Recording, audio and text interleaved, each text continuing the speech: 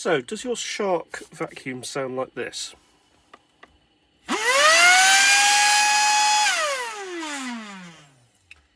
Basically making horrible noises and sounding like the motor's cavitating. Or the motor bearings are cavitating. Well, apparently it's a known issue because the filtration on these is not the best. Not as good as a Dyson, and probably not as good as an older, more conventional vacuum cleaner. It's almost as if these things are built to, you know, self-destruct after a certain number of years' use. Almost as if they're forcing you to buy the latest model. I mean, no one would do that, would they? Well, anyway, tongue-in-cheek. So, what I'm going to do is actually have a look and see if I can do anything about this, because I've replaced all the filters, including the post motor filter. As you can see, judging by the light through that, that's a very clean filter. But as you can see, the sort of the dirty spot on there, it means that finer dirt like cat litter, dust, and even stuff like shaken vac will actually get through and get into the motor itself, which is underneath here. So these are little security Torx bits, Torx bolts or screws. That is a little security Torx bit. As you can tell, it's got a little circle indent. So I'm going to start with the 4 screws holding this in. I think this one, and this one are more for the outer cover. So let's start with these ones. I mean, to be honest, if you get into this stage, you probably are looking at, this is sort of the last thing really before getting a replacement vacuum. So we're going to give it a go and see what happens. You know, nothing to lose. I have a Kirby G5, I've also got a Dyson V8 handheld. I have a Hoover Constellation, so I think I've got more than enough vacuum cleaners in case this one doesn't work. And if it does fail, it's not going to be the end of the world for me. But it'd be interesting to see if we can fix it. So that's loose. And I think this one, that's there. That's loose as well. Okay.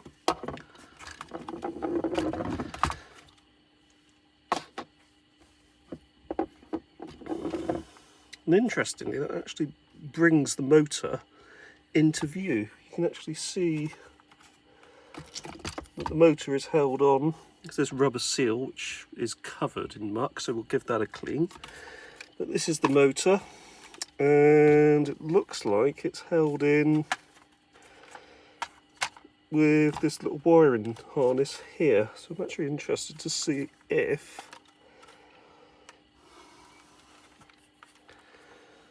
we have to go any further into the machine to be able to get it out completely, or if it's plugged into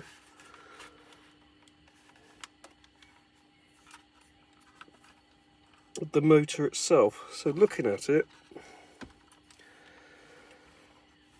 because that does seem to actually sort of extend a bit, looking at it, there's a circuit board on the base of the motor, and a selection of these non-tamper pins. So this back piece prizes off, as you can see there. If we go over this side there, so it looks like it's actually all soldered onto, yeah, it looks like it's all soldered onto there, but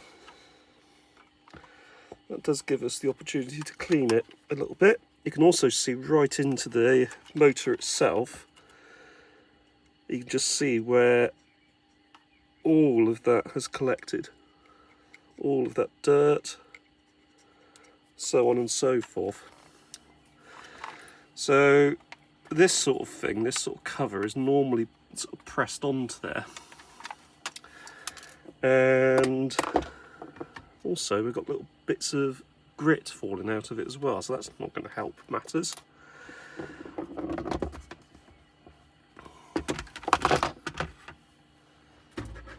So let's start by giving this a clean. So that's going to be the first thing that we'll actually sort of do, which will actually do us some good. And not using anything particularly special, just some isopropyl. Similar sort of stuff you use for cleaning video heads.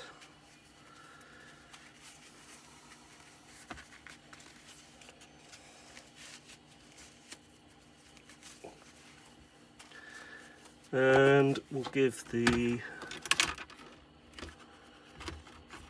electronics on the back a clean down as well.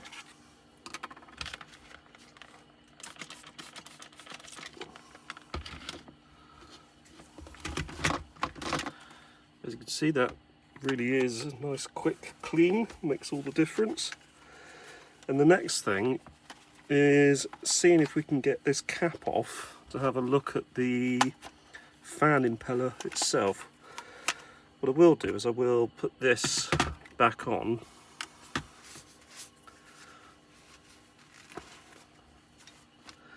so that we are completely covered.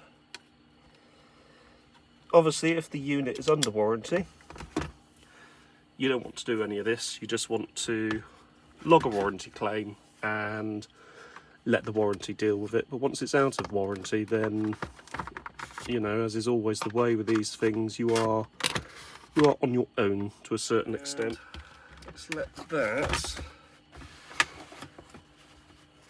rest there for a moment.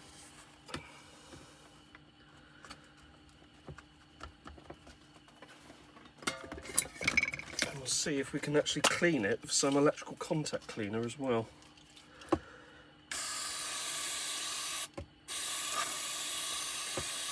So really just sort of clean completely inside of it.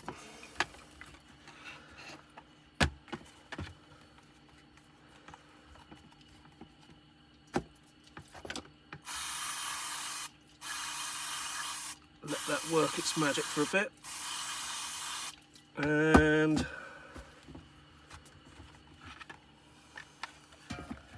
let's rest it down.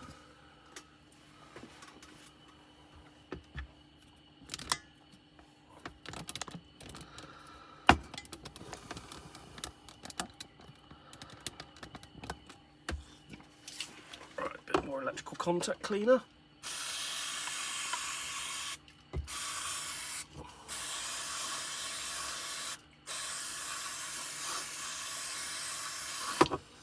Right, let's let that sit, and then we can empty it out in a little while, and then let it dry, then see if it's made any difference.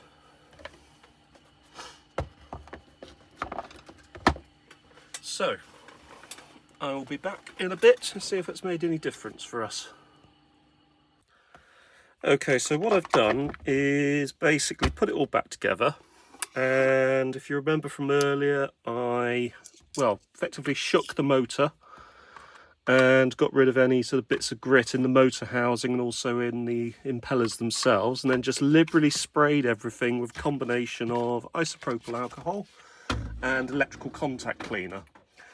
I then let the motor sit for a little bit, about 15 minutes or so, then emptied the motor out, let it dry, then put it all back together, and let's go for the first trial.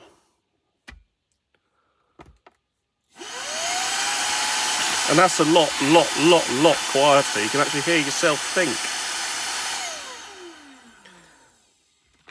I would call that a success, and another bit of potential electronic waste saved from the scrapyard. I would recommend doing this probably once every 3 months or so. Just actually sort of introduce it into every third filter change. So I do filter changes on this once a month. So that's both pre-filter and also post-motor filter. And I'm going to introduce this into month number 3 of that cycle. So every 3rd month, strip it down, clean it, put it back together. And there we go. Very simple to do. And if you want to know, this is a Draper Secure Bits kit. And it was a I think it was the either T9 or T10 that I used. So there you go. Anyway, that's it for today.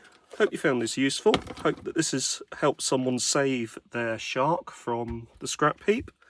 Once again, thanks for watching. Take care. See you soon. Subscribe. Take care. Bye. See you soon.